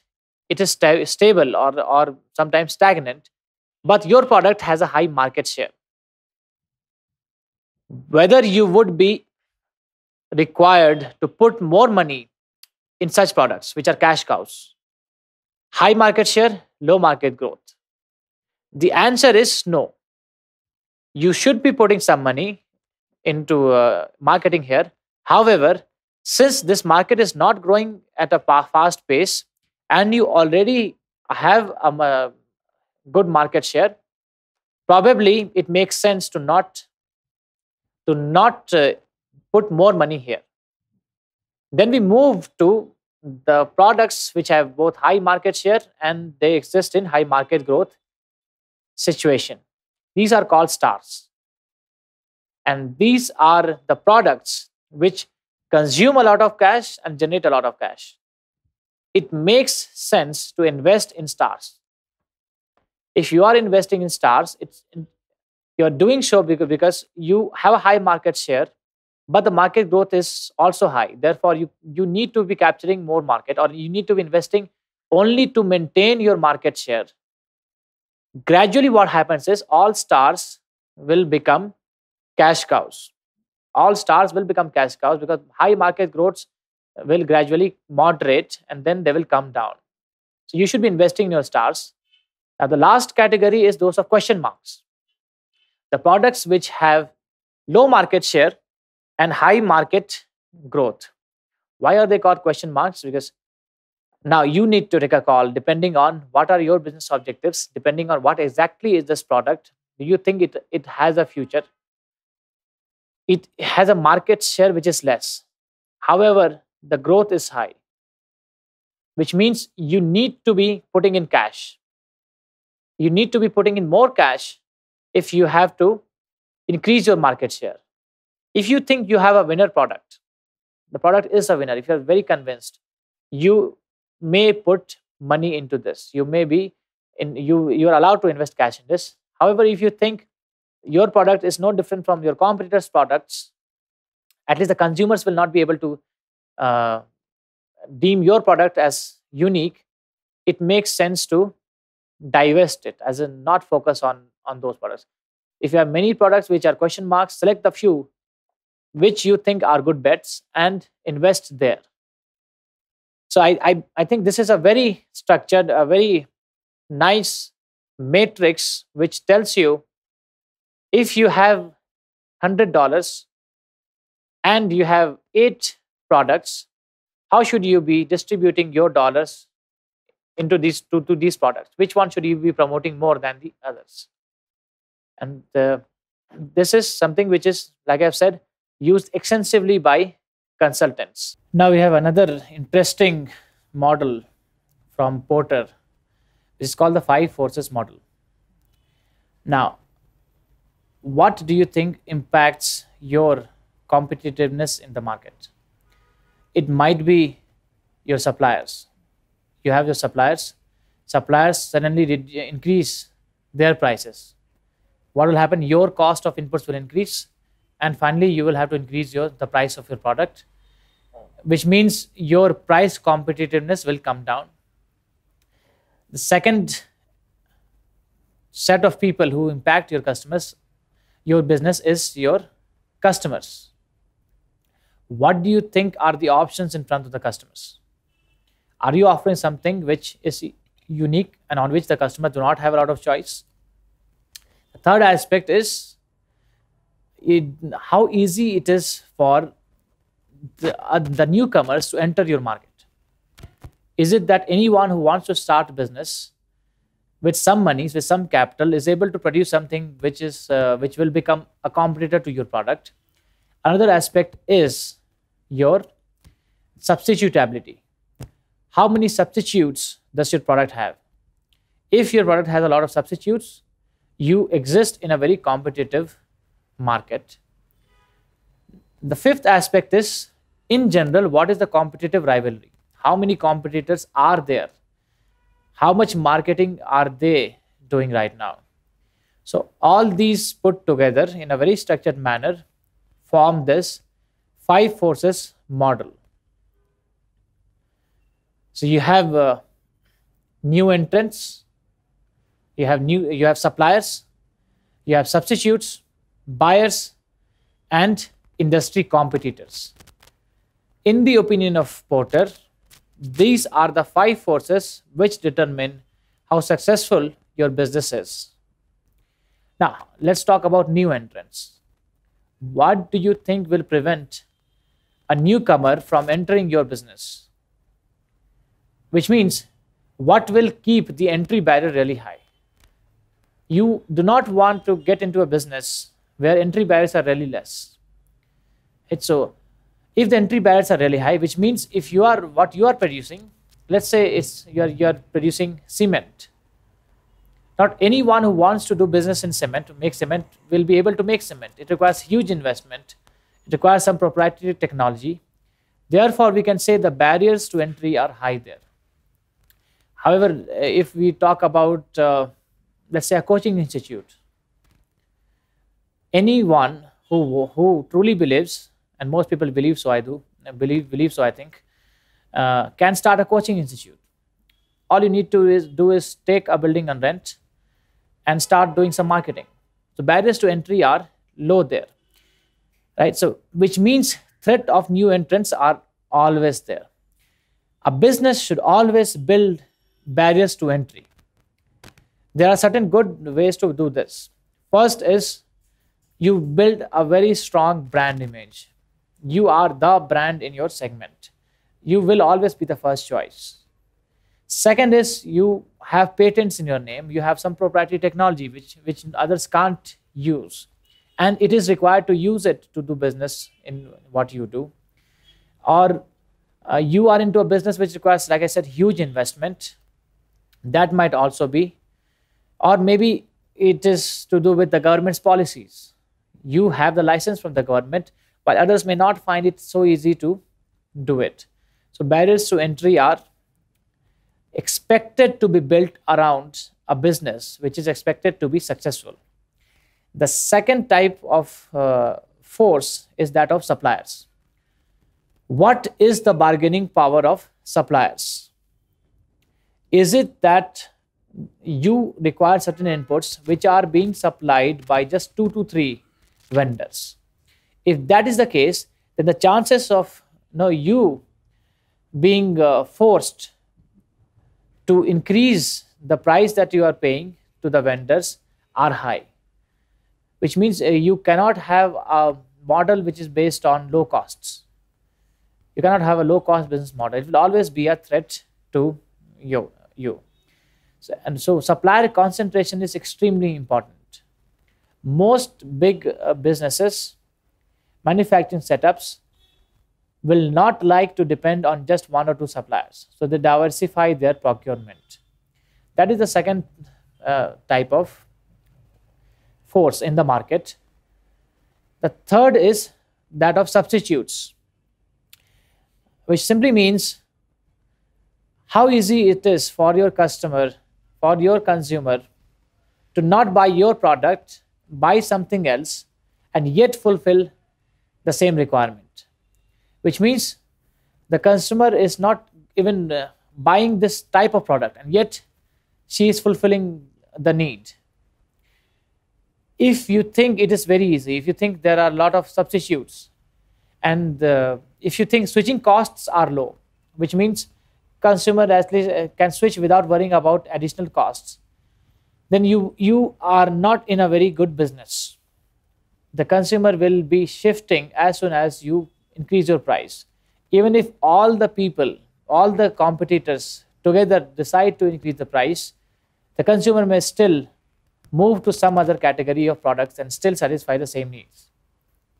Now this online, this digital media is becoming a substitute for your standard classroom coaching or even classroom curriculum for undergraduation, or this is becoming a substitute.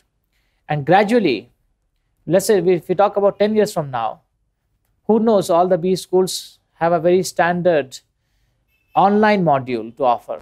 Because if the cost of, let's say, MBA education, as we see it is increasing, if it goes on to become more prohibitive, consumers will want to shift to other cheaper options. If the objective is to just acquire knowledge of management, as we may agree, there are various resources available on the net as of now. So we need to be constantly aware of substitutes. Then we have buyers. What is the bargaining power of buyers? Is it that the buyer will move to the next competitor or your closest competitor as soon as you increase the price by even 1%? If it is so, then it deprives you from a very important tool. And that tool is that when the costs rise, you increase the price. Bargaining power of buyers is also extremely important. You have to reduce price sensitivity of your consumers. It's absolutely important. And how you do it, one good way is to build brand identity. One good way will be to build a brand identity. And the other aspect of this is intensity of rivalry amongst your competitors. How intense is the rivalry? Is it like a cutthroat competition? Again, the appropriate example would be e-commerce sector. Most of the big players in India are willing to run their business in loss in the hope to capture a greater market share. It's intense. The rivalry is intense. You would rather not be in a business which has intense rivalry, because you do not have the comfort of, again, maintaining your profit margins or even keeping any profit at all. So these are the 5 forces: new entrants, suppliers, substitutes, consumers, and competitive rivalry, which determine your business, which also makes it very important for you to take steps through marketing. Actually speaking, the best answer to most of the problems which relate to these forces is building a very strong brand identity. If the brand identity is really good, if you are the biggest brand, the suppliers would want to do work with you because it will be on their CV. They will be getting more business by claiming that they are suppliers to your business. Buyers would not mind paying some extra bucks to buy your product. So, and new entrants, even if they offer it at a very lower price, which they usually do when they come to your business, they will not be able to impact you. So with a brand identity, most of these problems are taken care of. Now then we move to SWOT analysis, and I'll not spend much time on SWOT analysis because most of us would already have done some SWOT analysis of ourselves, or maybe as a part of our academic program in undergraduation. SWOT stands for strength, weakness, opportunity, and threat. Strengths and weaknesses are intrinsic to your business. What are the strengths of your business? What are the weaknesses of your business? You can talk about the business overall, or you can talk about any product which you have. Of the many products, what are the strengths of a business? The example on this slide is of Sony PlayStation. So they are about to launch PS3, and someone has done this very good SWOT analysis. The first strength here is the brand name of both Sony and PlayStation. So since they have a strong brand name, they expect it to act as a strength, which means a new version is launched, consumers may be willing to buy it. They already are aware of it. Second, it says it has a lot of licenses, which is a strength. It does not need to purchase new licenses. Already a large installed base for PS2, which makes it easier to upgrade to PS3. Likewise, you have strengths mentioned there. Then you have weaknesses. Weakness is lack of games. The first weakness which is mentioned here, lack of games which is exclusive, especially to PS3. Exclusive games for PS3 only. It's not there. Delay in launch. So they might have delayed the planned launch by a few months. If it is delayed, consumers have already been waiting. Maybe they have moved on to your competitor's product. So likewise, you have a list of weaknesses. These are all intrinsic to your business. These are the aspects you can control if you take appropriate steps. Then we go to opportunities and threats. Opportunities and threats are extrinsic to your business. They are determined by the market, by the consumers, by the government, by some changes in regulation. You don't know what will happen, but if it happens, if some event happens, it may lead to a windfall, which is to do with opportunity, or it may lead to loss of business. So therefore we decide on opportunities and threats. Here, opportunity is that Blu-ray on which PS3 is based, let's say, may become the new high definition standard, the new HD standard. Most people move to Blu-ray. That is an opportunity. Threat is HD DVD may become the new HD standard. That is a threat. And so we have opportunities, we have list of threats. Opportunities and threats are external factors. You need to be watchful of them. If possible, you take steps, but it is difficult to counter all the threats or to exploit all the opportunities. It only depends on the future developments. But you need to be in a position where if it happens, you should be able to exploit it. For example, let's say Blu-ray becomes the new HD standard. Most people are interested in Blu-ray. Your production should be capable of ramping up really fast to meet all the requirements. So strengths and opportunities are positive. Weaknesses and threats are negatives. Maximize positives and minimize the negatives. This is SWOT analysis. Another quick framework is PEST, which is to do with the environment in which your business operates. Political, economic, social, technological. Now, when you analyze, let's say, a case study, if you have to analyze a case study, it might be a good idea to look into the environment in which the business, which is given in the case study, operates. What are the political factors there?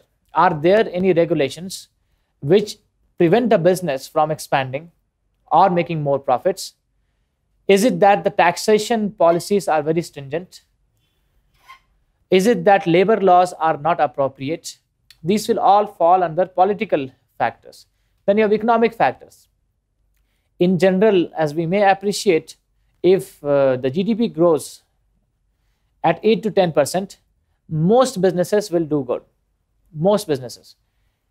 Because overall people will have more disposable income to spend and they will be buying more. Economic factors are also to do with interest rates. In India right now, we have seen past 3 years, interest rates have been kept up to control the problem of inflation, which means it is difficult, the cost of capital would have increased for many business houses. So it determines the success of business, profits of business. So we have economic factors, you have social factors, what kind of working people are there, how many people are there, do people actually, are they hardworking, has the lifestyle changed, are people getting more used to new gadgets, is it that people are now more into health consciousness, and how is the income distributed, is it skewed, is it that top 20% of the population have 80% of the wealth, or is it equally distributed? All these are important. How much migration is happening there? These are also important for business. Then you have technological factors, which is to do with research and development. How much is the government keen on funding research? In India, the government gives tax incentives on research. If there is a company which shows investment on research on which it does not need to pay tax, it will not need to pay tax. Such incentives are there. And how much is the requirement for energy? What is the cost of energy? Can it be changed? How can internet be leveraged for business? All these are technological factors. So PEST analysis is a good way to analyze any case study. This is not exactly a tool, marketing warfare, but I find this interesting. And it comes from a book, which is a very popular book on marketing. But what it says is there are 4 types of warfare which any marketing person can do, depending on what is the position of the business. If you are the market leader, if you are number 1 in your segment, you will have a defensive warfare. And there, according to this square, it says the best strategy of defense is to attack oneself. It's a very interesting statement. It says the best strategy is to attack oneself, which means do not get complacent. Think that your product will become obsolete. Constantly refurbish your product. Constantly add more features. If it is unavoidable, just do away with your product and launch something better than that before a competitor does it. So attacking oneself is the best defense as per this, which means do not get obsessed with successful products. All successful products will eventually, as we have seen in the case of Ford Model T, will become failures in the future. The second is offensive warfare, which is recommended for the number 2 or number 3, which means they will be the ones who will be attacking the leader. The book has a very interesting statement. It says, when you have to attack, you attack a weakness in the strength of the market leader. You do not attack the strength, you attack weakness in the strength of the market leader, which means you think what is the marketing message which it gives, and you know that they will not be changing their marketing message. You devise your marketing campaign which does away with that. For example, let's say if a business says, yes, we are premium. We are premium because we are high quality.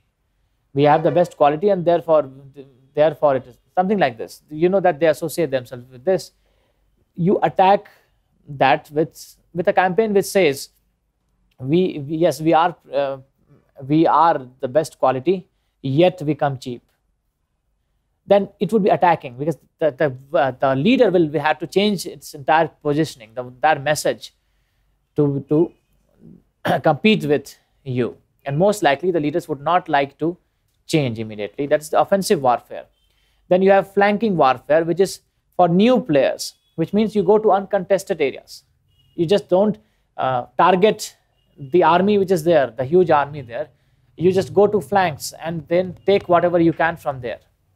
So it is meant for new players. You think of one particular segment which is untouched, which is niche, and you offer your products there. You will not be able to outlast a marketing war, full-fledged marketing war with the biggest army, which is that of the leader or the top 3 people.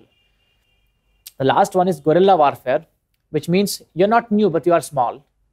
You want to take away market share from the leader. It simply means you have innovative marketing strategies. You do a lot of, let's say, graffiti kind of. Overnight, people wake up and they find your banners everywhere with a very flamboyant claim about this. Suddenly, you do a seminar, you launch your product. It is seen everywhere, and you immediately gain customers or consumers. But here it is recommended that do not start behaving like the leader. Once you gain customers by this guerrilla warfare tactics, do not start behaving like a leader. Then you will not be able to beat the leader in their own game. This is to do with marketing warfare, a very interesting aspect of how you should be taking on the leader or the leaders. Now, quickly, case studies are important in marketing. Perhaps the biggest of all case studies in marketing is the battle of the beverages, the so-called cola wars between, as we know, Pepsi and Coke. So Coca-Cola and Pepsi have been battling against each other for more than a century. It is a legendary brand rivalry. Now, who has won this and why? I think most of us would know who has won this rivalry, who has been always winning this rivalry, but why is difficult to answer. Brief history: Coca-Cola was introduced in 1886 and Pepsi came into existence in 1903. Both of them exist in the carbonated soft drink market. The market in which they compete is carbonated soft drink. Okay, they invest hugely into advertisements, and they are into print ads, video ads, prime time slots. They sponsor, as we know, mega sports events. They have celebrity endorsements. So they have done all that can be done to take away market share from each other. Now, the cola wars were a series of mutually targeted advertisements. What started happening was, and it was done by Pepsi, because Pepsi was the challenger. Coca-Cola always had and still has a bigger market share than Pepsi.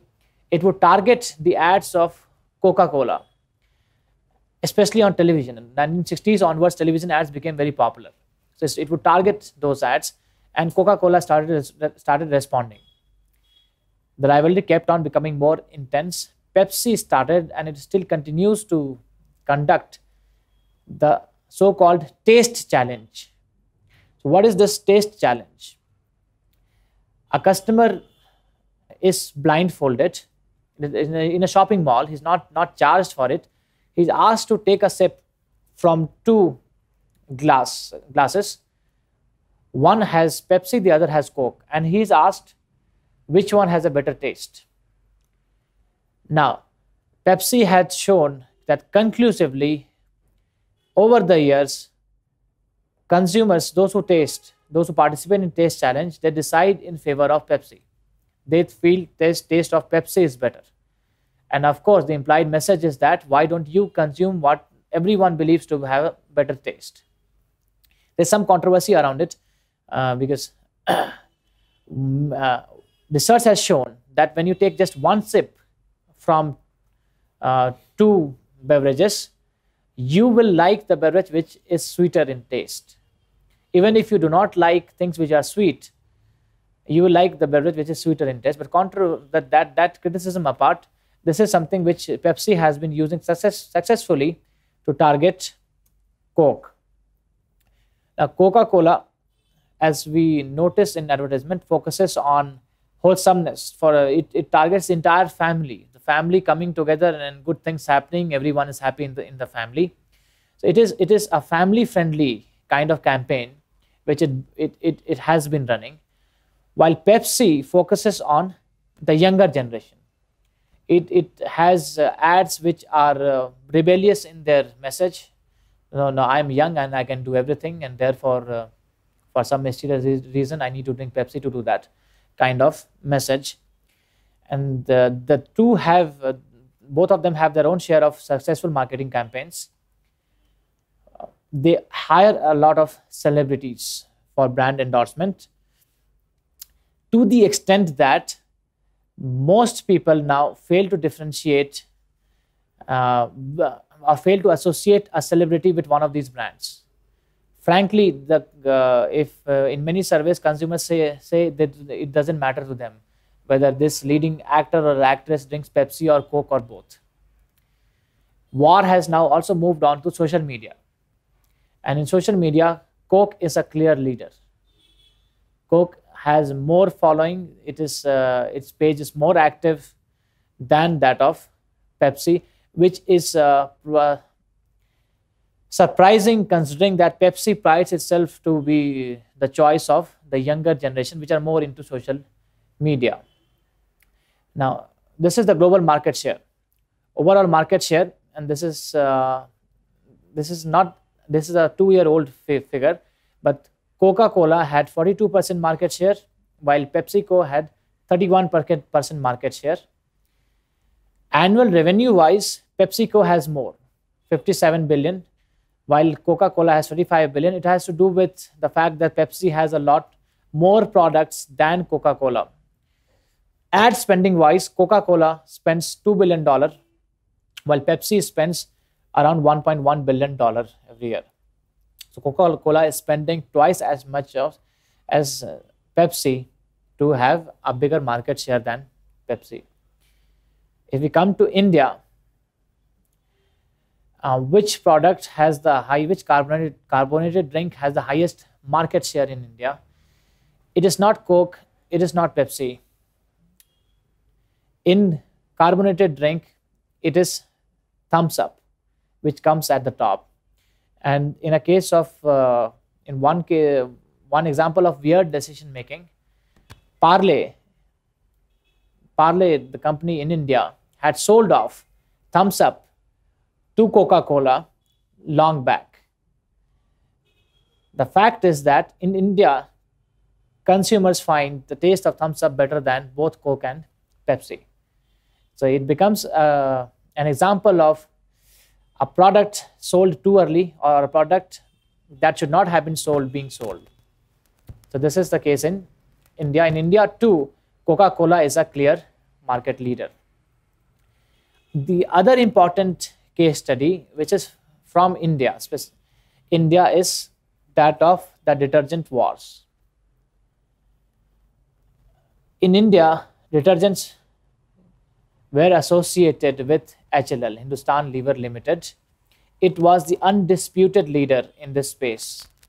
Surf was its most selling brand, till it was challenged by a very local brand from India. In 1980s, Surf had to face a huge challenge and defeat at the hands of a small firm, Nirma Chemicals. Nirma, which was launched in 1969, took the war to the territory of Surf, because the makers of Nirma believed that consumers do not actually care so much for a brand, that it has to be the best brand detergent. So long as the detergent does the work and it cleans the clothes, it does not matter if it is a very good brand. So they built their ad campaign around this. Their price, Nirma was priced far lower than the market leader, which was Surf. And even though HLL initially played it down, they could not have possibly imagined that Nirma would be taking the market completely away from Surf. So it evicted, it replaced HLL from the number 1 position in 1985. In a matter of a few years, almost like a David versus Goliath story, it displaced the number 1. And HLL had to do a lot of damage control. Now they faced a marketing problem. How do they deal with this new challenger, which takes pride in the fact that, and which sells because it is the lowest price? They have always positioned Surf as a much better detergent, which then therefore it commands a premium.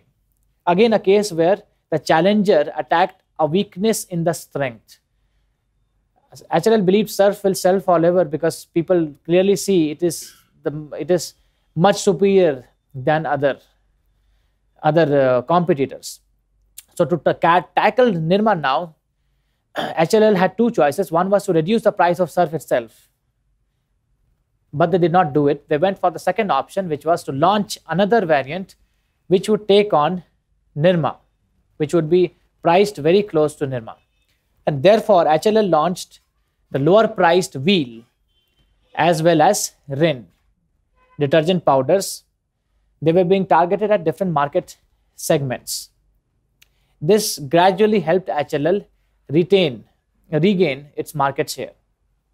So it had learned from its mistake. It learned from its victor. It learned from Nirma, and it did what Nirma also had done. Now currently in India, which brand do you think is the market leader?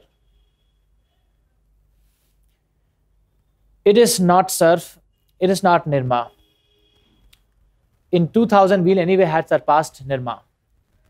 Right now, the market leader in India is Ghari. It is again a story similar to that of Nirma. Ghari detergent has become the market leader. Wheel is at number 2. Nirma is now at, it barely remains in the top 5. But Ghari has become the market leader again by doing what Nirma did to HLL and HLL did to Nirma through Wheel. Ghari has done, which is manufactured by Rohit Chemicals, it has done to both these brands. It is number 1. This is detergent wars in India. As you see, of the 4 P's in marketing, it focuses on P, which is price. The detergent wars are about price. There's always a constant need of the consumers to have a detergent which does the work as well as others, yet which is priced lower than the others. And therefore, we have had these stories here. So we are coming to the end of this small session on marketing. We come back to the original question, which I asked: is marketing everything? Can we say marketing is everything? It is a very arrogant statement to make, but marketing is, even if we say marketing is not everything, we do acknowledge the fact that we cannot do without marketing. You cannot sit in an island and have a good product which will sell on its own, especially in this competitive era. It is difficult to think of any product which has sold without any marketing. And innovation will keep on happening here. It is associated with creativity. Small players will dismantle the leaders in a matter of a few years on the basis of innovation in products or on the basis of difference they make through marketing. With this, I conclude my session. If you think you have a question that I may be able to answer, you can reach out to me at the contacts mentioned here. I'll be happy to take your doubts.